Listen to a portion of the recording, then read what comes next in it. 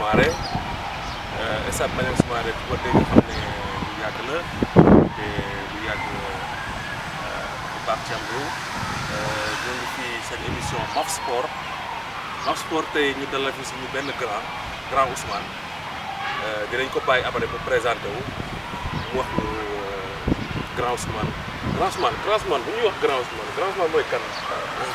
non grand bi yéen presque bon grand chef waaye yéen moom vraiment même génération la booy seet mais vraiment maa ngi kontaan trop nag nga def sama choix sama personne pour invité ma si émission di Maf Sport nga xam ne man dama koy suivre parce que bu sport au niveau de Thiès dañ koy suivre te gis nañ nga def numéro bu am solo yow ak les gardiens de but. waaw boobu sax si laa gisee émission bi ba tax ma approché li nga xam ne mooy site bi. d'accord mooy pour ñëw indi suñu participation parce que mooy sport Thiès bon ñun ñëpp ñoo ko bokk. d'accord te boo gisee sa naataango di def loo xam ne lii mën nga si indi tuut dafa rafet nga def ko bon man nag c'est Ousmane Sow chroniqueur télévision Xeweul TV en même temps rajo Cokkat FM fii si à Thiès. d'accord bu ñu waxee grand Ousmane dañuy donc grand Ousmane Sow chroniqueur Xeweul TV et Cokkat FM voilà donc grand Ousmane nga xam ne fu jaar nga fu nekk jaar nga lépp mais xam nga histoire Thiès voilà ci football même ci boo ci xamee mën nga ci apporter parce que ñun ñii say jeune frère la ñu mais ñu gisoon ne Thiès dafa nekkoon fenn mais léegi comme on a l'impression que footballu Thiès dafa rétrogradé wala bu rétrogradé wul dellu na ginnaaw tuuti ñu ne ci laaj daal grand ñu gisee footballu Thiès léegi. waaw xam nga ñu waaw loolu moo ñu constat boobu ñu bari dañ ko def footballu Thiès fi mu toll parce que booy seet fi ñu toog tey Maniang Soumaré fii des temps si ginnaaw suñu melul woon nii suuf la woon nekk amul woon tribune bi nga xam ne côté infrastructure mi ngi avancé stade la jóg aussi boo xool mi ngi dem mais booy sax xam nga football Thiès dafa am ay composition lu ko composé mooy football bi dafa bëri ay comportement ku nekk li nga xam ne moom football bi nga yor parce que football dafa bëri ay façon football jigéen am na foot féminin am na nawetaan am na centre école de football yi ku si nekk rek dafa am noo xam ne moom ngay doxee xam nga bi jiitu moom mooy la ligue bi nga xam ne Pape Sidlo moo ko jiite moom c'est les clubs régionaux les clubs de la région de Thiès ñoom ñoo formé la ligue seen président mooy Pape Sidlo suñu jógee si la ligue dañuy dem au niveau départemental mooy district bi mooy les clubs du département ñoom seen kilifa mooy Jules Latou moom mooy kilifa foofu d'accord soo jógee foofu di nga am les écoles de football ñu tudd CODEF coordination départementale des écoles de football. Au niveau départemental Pape Sow moo ko jiite. mooy Pape Sow nga xam ne jaar na raay nekk doon góor étoile. mais am na aussi COREF coordination régionale des écoles de football. boo doyen Ndiaye bi nekk Mbour moom moo ko jiite. soo jógee aussi dinañu am li nga xam ne mooy foot féminin suñu benn grand bi nekk Toña bi nekk fi Jaxaw moom moo jiite le foot féminin fii à Thiès. boo jógee foofu aussi nga xam ne mouvement nawetaan. li nga xam ne au niveau départemental. suñu grand Ousmane Diop moom moo ko jiite soo fa jugee dem au niveau régional Baylo Bass moo jiite le mouvement nawetaan soo jugee le mouvement nawetaan aussi di nga xam sport travail mooy corpo yi xam ne les entreprises privées ak public les services privés ak public ñoom ñooy def sport boobu mooy sport travail mooy corpo xam ne suñu grand Babacar Gueye moom moo ko jiite am na aussi li nga xam nga football bu ñu ko defee loolu lépp dina am patron nag voilà te wax ne état moo ko fi indi kooku mooy Mame Moussa Cissé nga xam ne moom mooy directeur technique bi fii à Thiès Mame Moussa Cissé lii daal je crois moom moo composé footballu Thiès mais ñoom ñëpp booy seet pàcc ñu ko def yëpp ñoom ñëpp dañuy am représentant si li nga xam ne moom la Pape Sidlo jiite muy la Ligue de Thiès li nga xamee football Thiès daal ñii ñoo ko composé mais bu ñuy wax footballu Thiès avec tous ces composants là ñuy def ay formation en initiateur même man jaar je salue en passage sur la tour ak Mame Moussa Cissé ñoom ñoo defal formation en 2018 promo bi mais loolu yëpp ñu formé ko am ay représentants Mame Moussa Cissé nekk defe naa coach football féminin bi loolu yëpp mais ñu sentir ne footballu Thiès mu ngi dem mais lan moo ko war a waral. voilà très bien li ko waral xam nga am na benn émission ne waxoon ni initiateur diplôme mais boobu xëy na dama ko waxee woon la xam nga initiateur moom diplôme la boo xam ne moom nga war a duggee pour commencer nag métier bi mais booy seet dama ne ni ñu koy joxee parce que booy seet ku joxe ci 50 000 participer lañ lay jox yow participer si def naa seen promo egsi am na kenn kuñ tey ñëpp a am. ñëpp a jàll. format boobu laa waxoon ni moo baaxul parce que initiateur yéen booy seet yéen a base ak yéen a leen yor kon diplôme boobu dañ ko war a xool nan lañ koy joxee du n'importe qui la dañ ko war a jox. c'est le plus important booy seet ci football parce que kii du football du l'enfant kii du football du la petite catégorie. kon nga xam ne kon ñi leen di encadré dañoo war a seet nan lañ liñ leen di jox nan lañ koy xoolee psychologiquement ak ñi pare nañ. loolu la moo tax ci footballu Thiès nag booy seet man li ma jàpp tax doxul ñu war a occuper les premiers rangs ñoom li ko war a occuper mooy coordination départementale des écoles de football mais xam nga li ma wax léegi kii di football di la petite catégorie benjamin pipi minime. mais ñoom U13 yi waaw. ñoom ñoo waroon équiper la première place ñëw fii bu ñuy def seen championnat ñëpp di ko seetaan stade bi ñu jox leen ko booy seet les enfants fi ñuy jouer des terrains yoo xam ne presque boo ñëwee kenn du leen seetaan seen championnat kenn du ko yëpp kon ma jàpp ñoom li leen jox ne xamuñu ko ñoom ñoo waroon fulla taxaw posé wu parce que les football booy seet mais booy seet petite catégorie la ñu wax léegi petite catégorie waay bu ñëwoon wala un agent ñëw mais booy seet petite catégorie bi lañ soxla xale yu ndaw yi benjamin pipi ak minime les U13 U15 U17 mais ñooñu tey bu ñu ñëwoon seen championnat dañ koo war a médiatiser. c'est ça c'est ça stade bi mais ñëpp fi football ba mu des la petite catégorie. mais ñoom les dimanches matin la ñuy football pourquoi pas ñoom mënuñoo taper sur la table ñëw les dimanches matin jox leen stade bi ñu football ji parce que ñoom ñooy avenir football Sénégal. d'accord ñoom ñooy l'avenir. ok ñoom ñoo war a occuper la première place. mais nag occupé wuñ ko lu tax football ci doxul nawetaan xam nga nawetaan dañoo ne activité de vacances la. mais bu demee ba occuper la première place ci football Thiès. mais ligue amateur la ligue amateur la. ligue amateur la mais dafa dem occuper la première place xam nga ñoom dem nañ ba am seen fula. organisation boo xam ne c'est très bien organisé mooy le mouvement nawetaan fexe nañu ko au moins tey boo nekkee président fii mouvement nawetaan. da ngay am place fii ci ligue de Thiès. fédération ba quoi président national comme Amadou Kane da ngay am place fédération. mais xam nga ñooñu kon joué nañ li ñu war a joué. sa nawetaan activité de vacances la woon mais nekk activité de vacances léegi. parce que booy seet moo occupé la première place à Thiès te du yoon. mais est-ce que du am activité boo xam ne mooy générer plus de fonds rek ñu daal di koy teg ca kaw. waaw mais parce que booy seet les joueurs boo fekkee bu dee côté public. oui nawetaan xam nga li nga fi gis doo gis ci benn sport ci ligue doo gis ci ligue bi doo gis féminine bi. doo gis ci corpo yi doo gis ci benn kii. petite catégorie yi. te football vraiment ak public ñoo ànd. la première benn sponsor bi fi ñëwoon. XBET bi mu ñëwee. mais dafa sponsoriser le mouvement nawetaan à hauteur de 100 millions les phases nationales.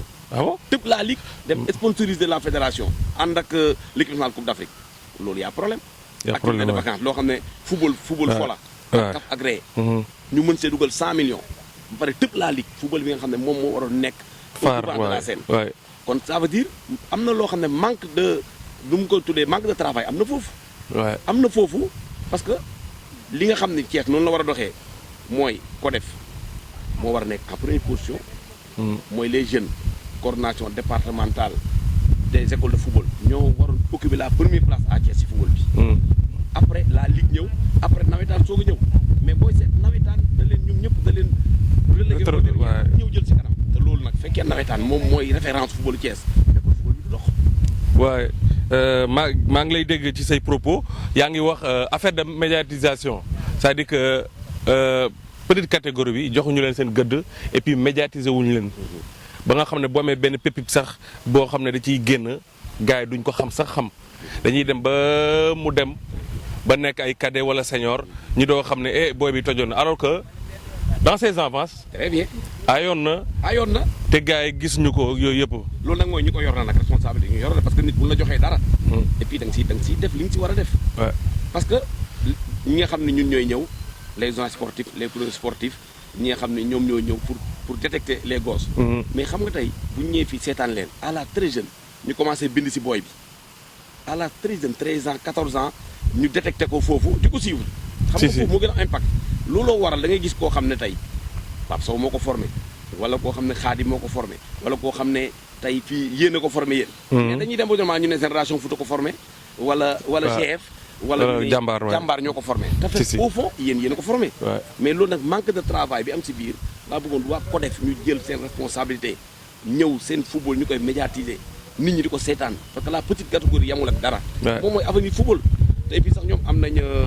fàttali naa ko AAF mooy association des encadreurs de école de football Aline Sow Moussa le maire bi moom mooy président bi au niveau de Thiès. Ouais. nekk vice président au niveau national.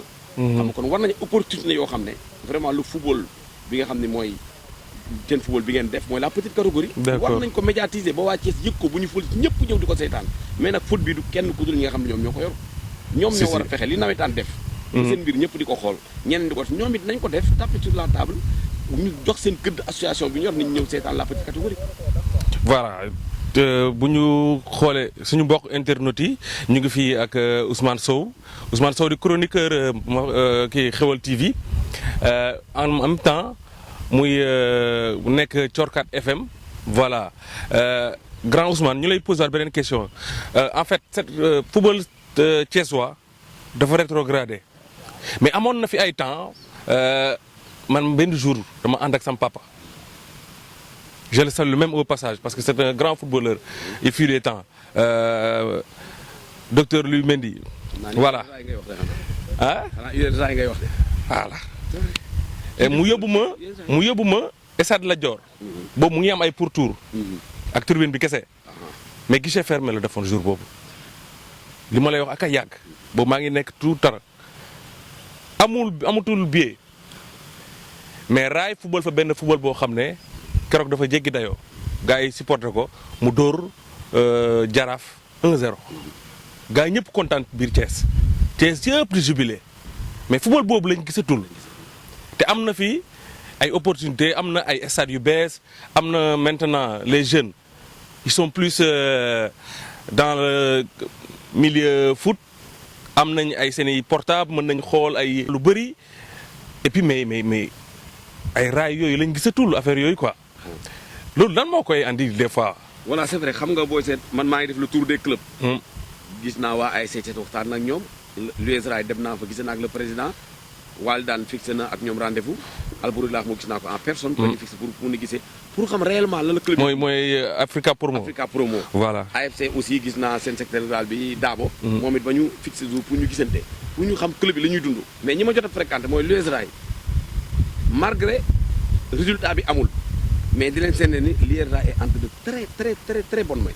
waaw l'USRA. Ah, d'accord. gars le résultat ne suit pas mais l'USRA dafa nekk entre de très bonne main. est-ce que l'USRA ñoom misé wuñu ci basket bi trop. waaw mais xam nga le football dafa xaw a metti moo tax gis nga club. ku ko yor 1 an. dañ leen war a gërëm sant leen. parce que boo demee USRA tey xam nga ñi ko yor fekkonte ni tey dañoo bàyyi USRA yi bu ñu bàyyoon tey USRA kenn du dégg ci tur bi. kon ñoom am nañ mérite. waaw léegi ñi nga xam ne nag ñooy nekk ci tuus bi di critiquer. wala def dara li ñu war a def mooy dem indi seen suuf jàpp si xam ne moom mooy. exactement moom USRA la. exactement te booy xool xam ne ñi ko yore ñi ngi def ay sacrifice pour au moins équipe bi dem booy seet année bi nga xam ne daaw muy Covid bi. mais l'USRA moo jëloon première. ba pare sans défaite. ok na yéeg par affaire bi am. mais booy seet difficulté yi ñuy dund nit ñi ci war a jàpp ñoo si jàppul. ok man fréquente naa dem naa fa waxtaan ak ñoom. te li xam nga li gën a grave ci football bi. ñiy def le vrai travail. du ñu feeñ. mais ñi def le vrai travail nekk ci suuf di def liggéey bi am solo ñooñu booy seet du ñu feeñ. ñi xam ne ñooy jël les devants de la scène yor seen micro di wax ñoo defuñ dara ci football bi. club yi vraiment ñi si yor dañ leen war a féliciter mais nag dafa am club yoo xam ne. c'est des clubs en mode nawetaan. c'est des clubs en mode nawetaan. xam nga est-ce que mën nga ñu expliquer foofu. très bien booy seet xam nga lu mel ne FC Walidaan. waaw xam nga Walidaan dafa jël nawetaan li mu war a jël lépp. ah waaw. mënatul dem mu yéeg nekk club. nekk club mooy. AFC Amitié Football Club. mooy équipe Grand Thiès bi. ñoom it nawetaan jël nañu li ñuy jël lépp mënatuñoo dem ñu dem nekk club. ok léegi club yooyu ñaari club yooyu ku si amul xaalis da ngay wàcc ku si amul xaalis. da ngay delluwaat sa nawetaan ba. delluwaat nawetaan. ah booy seet organisation bi day mel ne amoon nawetaan. d'accord. mais fekkee am nga xaalis booy seet loolu du feeñ. parce que mooy di nga organiser wu tuuti. mais booy seet club yooyu nawetaan la ñuy gën a. faratal waaw. bokkul ak ASC Thiès. ak Raay nga xam ne ñoom c'est des clubs de la ville. ok dafa am ay club de ville nag bu si waa ville bi jàppul du dem. waaw moo daal Raay daal ASC Thiès FC. Thiès FC club la ñu yàgg. xam nga yaa ngi naan match bi nga seeti woon ak Raay Raay gis nga stade bi fees. fees waaye. boobu Raay Thiès yëpp dañ ci doon jàpp.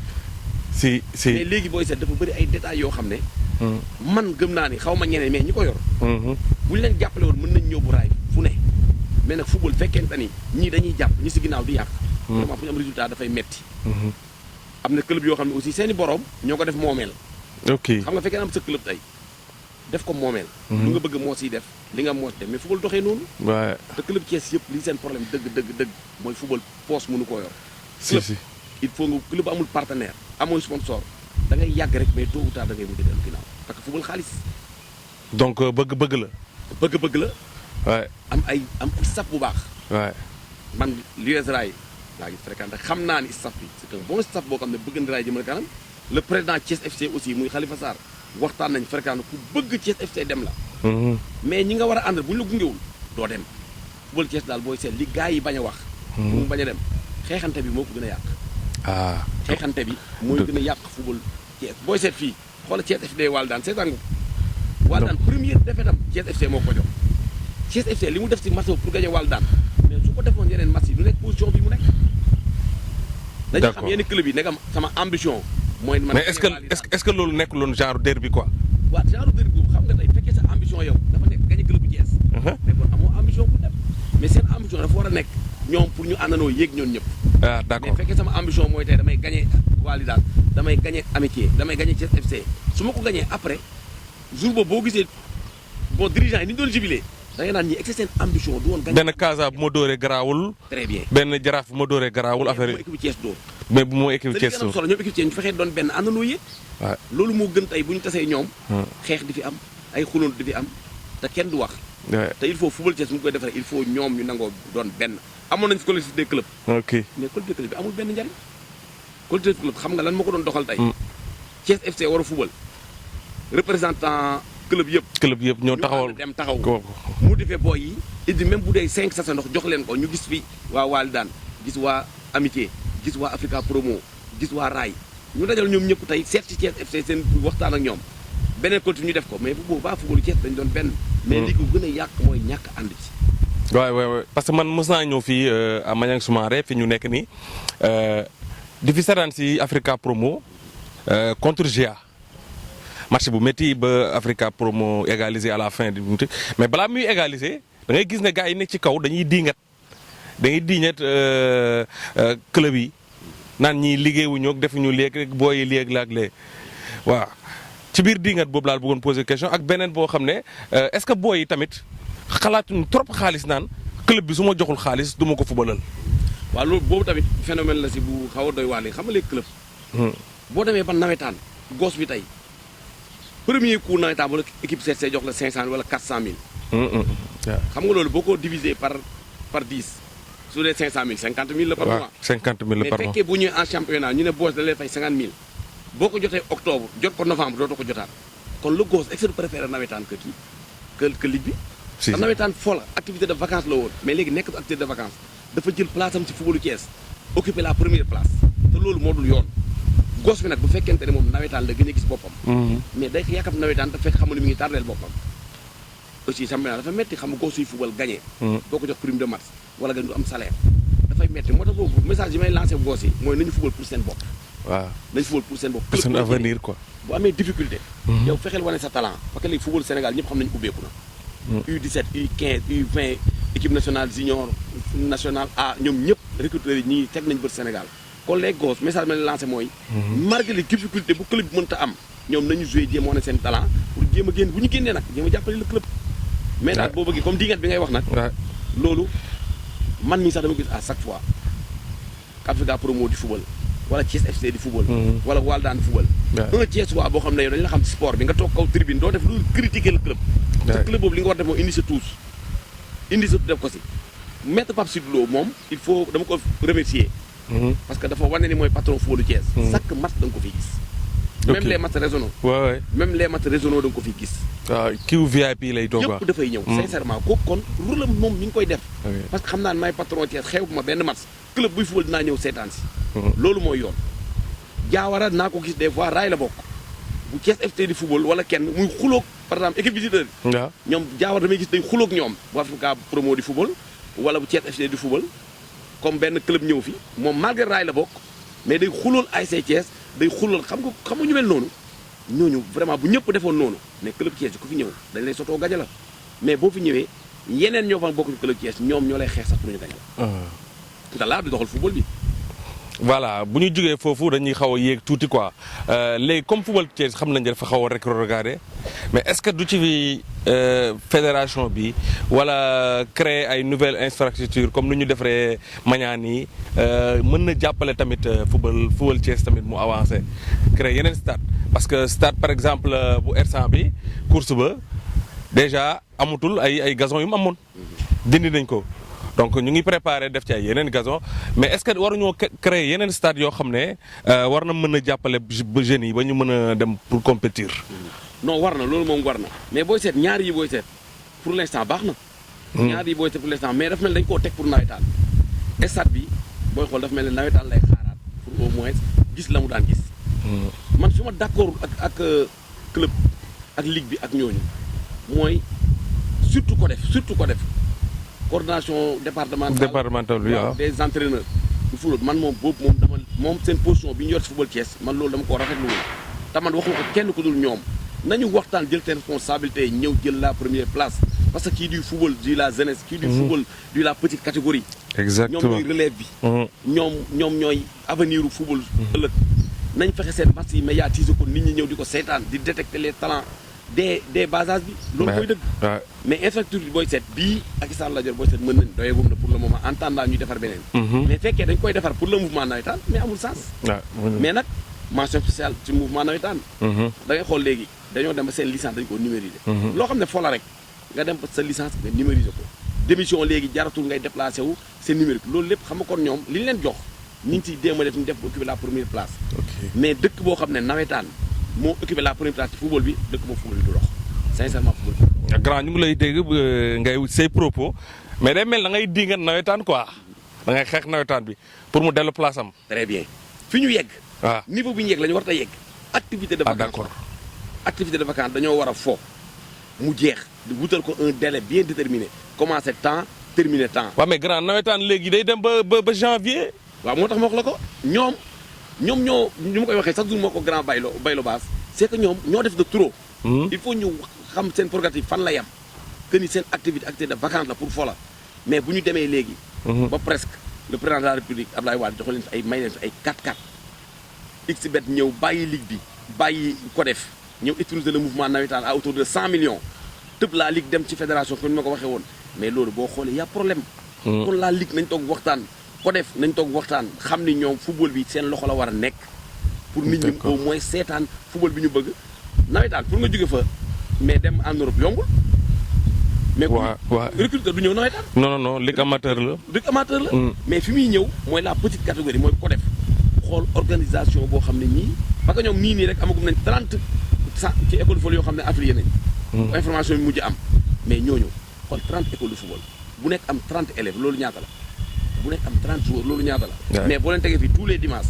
population 900 joueurs yooyu. 900 joueurs xam nga ñoom bu ñuy football dañ koy def dañuy diviser terrain bi à 4. mais bu ñu ñëwoon tey. mooy plateau yi. plateau yi ñuy def. mais population thiessoise bu ñu ko yëgee ñëpp a ñëw seetaan si ñu détecté xale yi dès bas âge di leen encadré mais fekkee da nga ñëw jël un terrain tund wala dem R100 wala dem ay terrain gelawaar si suuf xam ne xale yi bu ñu daanoo sax gaañu. yooyu daal war nañu xoolaat seen façon bi ñuy defee waa ko def xam ni footballu Thiès ñoom ñu war occuper la première place parce que formation moom la gars yi soxla te ñoom ñoo koy def. kon nag ñoom vraiment war nañu seet li ñuy def mouvement nawetaan nag ñu xam ne activité de vacances la ñu wàññiwaat tuuti. seen degré xam ne li ñuy xëccoo pour jël première place Thiès du yoon. waruñoo xëccoo la ligue waruñoo xëccoo ko def nañu wàññiwaat seen degré xam ne activité de vacances la ñu def du waruñoo nekk référence footballu Thiès.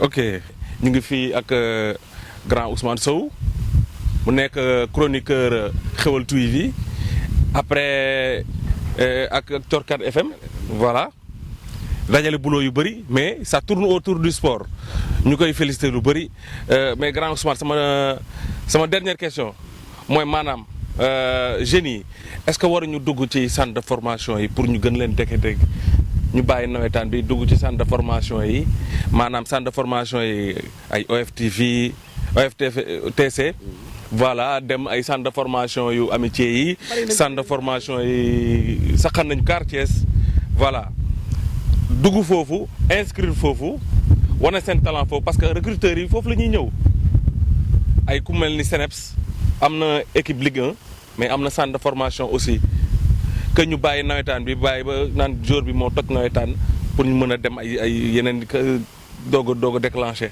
c'est vrai xam nga booy seet xale yi ñoom dañu bëgg di jàppale seen waajur yi. te fi li ñu am nawetaan lañu koy amee.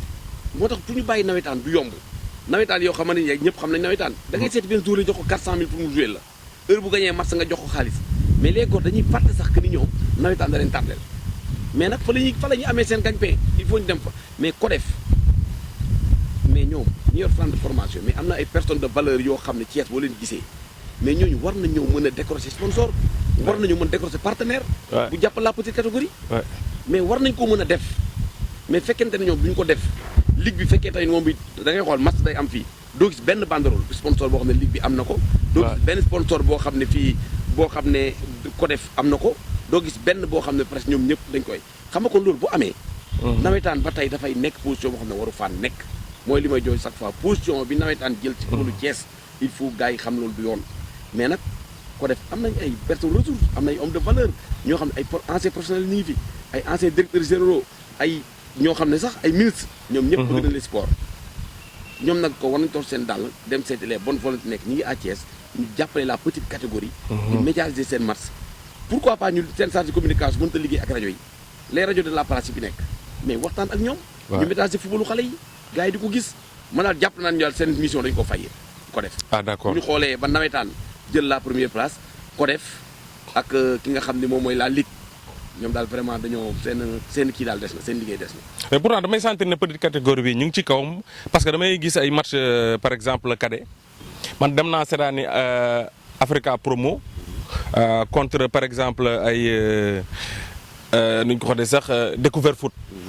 ay découvert foot voilà mais may gis ay boy jeune talent cadet yoo xam ne mais ay cadet normal la ñu doon mais des fois dañuy daje ak ay yenn équipe yoo xam ne war na ngay xool xam ne ñii duñu ay cadet.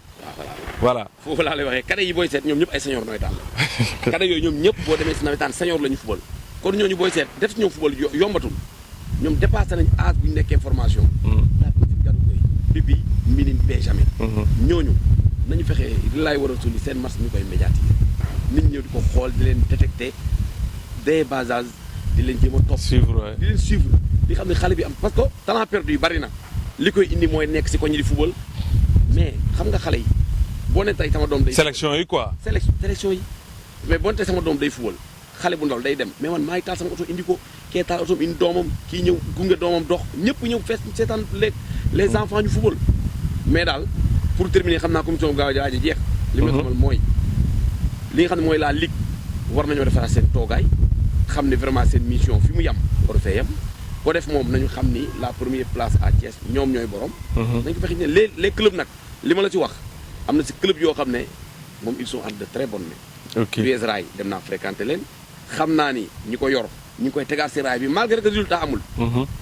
Thiès FC le président bi xam ne mooy Khalifa Sall am na ambition pour le club ñu ngi koy jéem a yóbbu di ko dem. ok Africa Promo ak kii AFC ak li nga xam ne mooy Walidaan. ñoom c'est des clubs en mode nawetaan lañu jógee ñëw. ñoom xaalis rek moo leen mën a téye ak bonne gestion. ok parce que bu dul xam nga mode nawetaan bi moo leen gën a offrir moo leen gën a yóbbu. yóbbu ci offrir waaw. mais Walidaan ñu ngi koy ñaanal. fi mu nekk mu yëg en premier fekk fa Senef aussi mu toog xam nga Senef ñoom booy seet ñoom ak ay académiciens lañ. waaw bu club boo xam ne presque booy seet club de ville la wala am mode nawetaan la ay académiciens yoo xam ne presque booy seet dafa mel ni amuñu xaalis ñoom.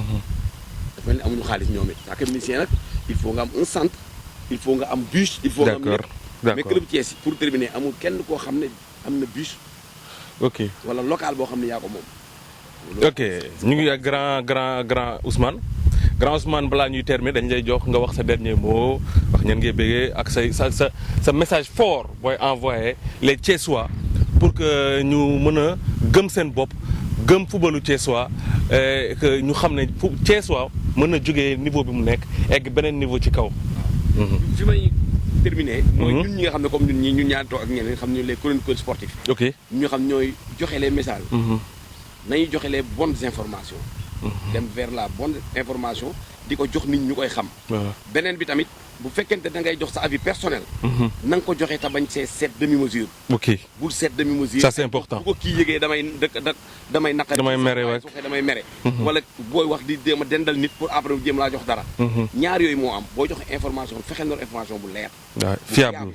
bu fekkente nag da ngay joxe sa avis. na doon avis boo xam da nga koo gëm li nga gëm da nga koo gëm. beneen mooy sport kenn du ko jàngal kenn amul benn école muy jàngale ay sport. li ñuy def chronique sportif vécu la rek. vécu la sans complexe nag ku koy def bul am complexe su kenn. parce que day fekkee tey rek maa invité. ma am sa complexe. wala tey Augustin Senghor nga invité ko am complexe am doo dem. métier bi lenn moo koy yor. fulla fayda bañ a am complexe su kenn ba pare di dem vers l' information. dem vers l' information pour terminer daal mooy maa ngi suivre Maf Sport. waaw bon mu nekk émission sportive boo xam ne bu mu juddoo yàggul. ba mu juddoo yàggul gis naa affaire yi mi ngi si yoon. mi ngi si yoon. waaw métier nag boo si nekkee boo amee critique rek xamal li muy dem. si. boo gisee gars yi bu ñuy commentaire. waaw sànni xeer xam nga ki lay sànni xeer mi ko suivre na la. waaw ki lay sànni xeer suivre na la. suivre na la waay mais jàppandikoo bu du sonn mi ngi lay defaral. que ni métier bi gis naa émission bi. mi ngi dem ñun daal ñoo ko bokk. koo mën a gis koo xam ne day def sport. boo ko mënee invité ko. ñu di ñuy invitante. bañ a def li club yi def. d' accord club yi li ko indi yëpp mooy xeexante seen biir club Thiès yi. ok ñun nag ñuy joxe information yi. dañ dem vers l' information.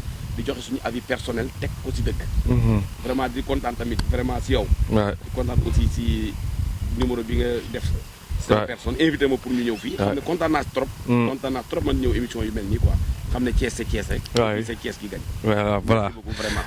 ok suñu mbokk internautes yi ñu ngi à la fin de votre émission Maf Sport Maf Sport invité woon fii Ousmane Sow nekk chroniqueur Xewal TV. ak di nekk tamit Corkat FM donc ñu kontaan ci moom mu ñu waxee ci football Thiès tamit ñuy am benn message fort bu ñuy envoyé suñu mbokk musulman yi mooy Ramadan Moubarak xam nañ ne Ramadan mu ngi continuer mais tamit ñu jàpp ci ba mu dëgër suñu mbokk catholique yi ñu ngi leen ñu dugg ci semaine sainte bi ñu leen di souhaiter une bonne semaine sainte vers la Pâque donc merci et ba 4e numéro bi merci.